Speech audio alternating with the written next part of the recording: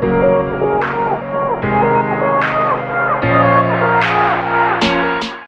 fellow book nerds, and welcome to another Lit News video. This is that segment of the month where we talk about the literary roundup, just what's been happening in the literary world lately, what latest news items have interested us, and mainly about book fairs. And speaking of lit fests and book fairs, let's talk about the Dharamsala Book Fair first, Lit Fest to be honest. Which concluded on April 8th, quite recently. So, why this really caught my interest was it was conducted in Dharamsala, and it had, of course, the usual speaking sessions, a lot of authors and everybody came in. But what made it interesting was how there were so many workshops that attracted a lot of locals as well as tourists and people interested in literature. It was not just for literary enthusiasts because many people think Lit Fest is like only for literary addicts, just like how maybe a gameathon is only for ardent gamers and everything. But the reason why this stood out to me is because even locals and tourists were so interested by this. The footfall was quite high, and be it the workshops or the speaking sessions or just all the displays put up everywhere, it was really interesting because it spoke a lot about the art and culture of the place. So a lot of people came by, and that's really interesting. Someday I hope I'll go to some new city or somewhere and they have some lit fest or something going on, or maybe even a gameathon or a hackathon or something for a niche group of people that I'm not interested in. But as a tourist, there's still something for me to just wander inside and have fun. Like, I would love to see that. Now, after this news, let us look at this interesting opinion piece I came across a few days back, which connects mathematics and literature in very intricate ways. So, a mathematician had written this opinion column in which he said the book Moby Dick talks a lot about cycloids, which in mathematics are like these really interesting curved shapes. So, if you notice, even Moby Dick has this curved structure, right? So, he mentioned that throughout the Moby Dick book, not just Moby Dick itself, but there are a lot of references to cycloids and spherical shapes and all that throughout Moby Dick. He also mentioned that in Jurassic Park, fractal structures are mentioned a lot. And Leo Tolstoy has written a lot about calculus. And there are various mathematical metaphors throughout even a lot of James Joyce's books because he talks about geometry in a few of his books. And it's really interesting because there are a lot of algebraic principles. He's mentioned so many here, like be it Sir Arthur Conan Doyle, who wrote the amazing Sherlock Holmes series, or Chimamanda Ngozi Adichie, and all of these people have spoken about mathematical concepts either directly or indirectly. So this opinion piece, maybe we link it for you rather than taking too much time talking about this because it was really interesting for me. I spent a solid half an hour just going through this. It's talking about the very close relationship in which mathematics and literature are interlinked together, not just about, if you ask somebody like me who doesn't know maths, I would say the number of page numbers or like the spacing of each chapter. Like this chapter is 10 pages, next chapter should be 5 pages, whatever. It's not about that. It's like how all of these mathematical principles are so deeply interlinked with literature and the English language that authors kind of have to, merge it together and use these gaps together to create a very comprehensive thing for people to read. So that's really interesting for me, to be honest. Next up, we have the Jammu and Kashmir Literary Writers Guild, which recently held a literary event in Srinagar. And it was, I think, the 254th weekly session that was held at Srinagar. And I was like, what?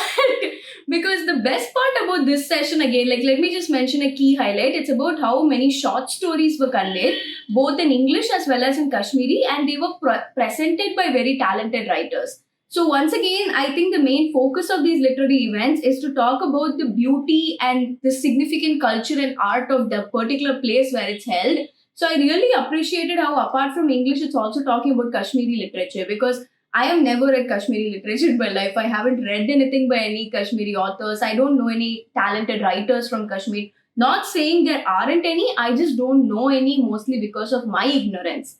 So I'm really glad that such sessions are coming out and I would love to know more about such people as well. Moving on to the opinion section again because we want to make you guys think a lot during these videos. Why Salman Rushdie must win the Nobel Prize for Literature Award in 2023?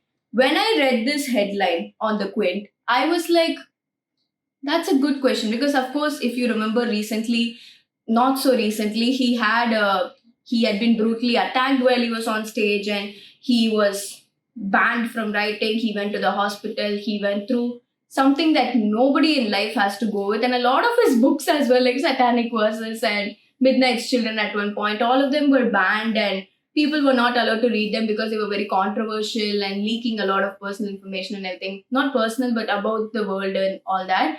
Now there is some speculation that he needs to win the Nobel Prize for Literature. So I was obviously quite shocked.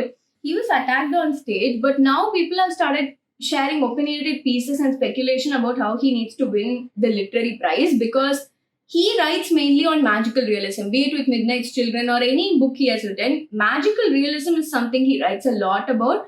And this style and genre of writing is not really popular anymore. It was popular back in the 1990s, but very few authors have chosen to take that path. I mean, like mystery and thriller and crime, romance, these kind of seem like a comfort zone, right? Compared to writing about magical realism, conveying the truth in the form of fiction. Like, of course, that happens in almost every book, but then brutally being honest about something like this, that is really, really rare. So, based on this and a few other criteria as well, many people have started saying this. So, definitely let us know in the comments below what you think. Do you think he needs to win something like this? Do you think he is one of the most prolific writers who has upheld our history in a way? That's what these people are saying. That since the 1990s, since he's one of the very few writers who is following this, he has been upholding the history and tradition and beauty of English literature. So, what's your take on this? Next up, we are just going to be talking about Shobha De, one of the most iconic people I've ever heard about and seen on TV in my life. I wanted to be Shobha De at some point in my life, but she is planning to launch a memoir of her own life, and that really got me interested. I'm staying tuned for more updates. Her 75th birthday is coming up very soon, and owing to that, she wants to make sure this book launches at that time, because she felt liberated back in her 70s. Like, after all this pressure and the pressure to perform well in life and to create a mark for herself, finally she got liberated in the 70s when she was 70. And also the life of celebrities and the joy of writing, and how most celebrities are not revealing their love for literature and writing and all that. So she is planning to talk about a lot of these things in her memoir, apart from her own life, of course, which is what is really hyping me up, because I want to know what she's going to come out with. Next up, let's talk about the Neve Literary Festival, which announced recently a fellowship for children's books. If I'm right, this fellowship supports certain specific select book creators, both as young children as well as old people of any age group. Each person will be given a 6 lakh grant for a period of 1 year to research and write all of their books. And this is specifically for children's books, because their importance needs to come out in the world a lot more, is what they felt. So 6 lakhs for 1 year to research and completely write your book, that would be amazing. I mean, just imagine some writers I know, like The Far Field by Megha Majumdar and Remnants of a Separation by Anshul Malhotra. All of these books, the authors have traveled so far and wide to collect all the information. So obviously with this grant, I feel the children's books we read about, it won't just be about like, hey, Bunty and Happy just went out on the garden and played. It would have so much more research. It would have so much more value to it, because people are actually traveling far and wide, speaking to more prolific people, accessing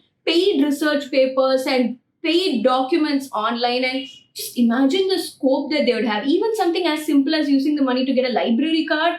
I feel the depth of children's books is going to face a massive revolution just because of initiatives like this. Next up, one interesting news I came across was the initiation of something called The Salt, which involves one American and one British translator. These two translators have created The Salt, which is going to be a kind of mentorship as well as funding program to bring South Asian literature and authors to Western leaders and the Western world. So there is, of course, a situation, including me, in which I don't like reading Indian literature that much. I don't like reading from people of my own community or whatever, because I feel the quality and level of English of foreign authors is much higher.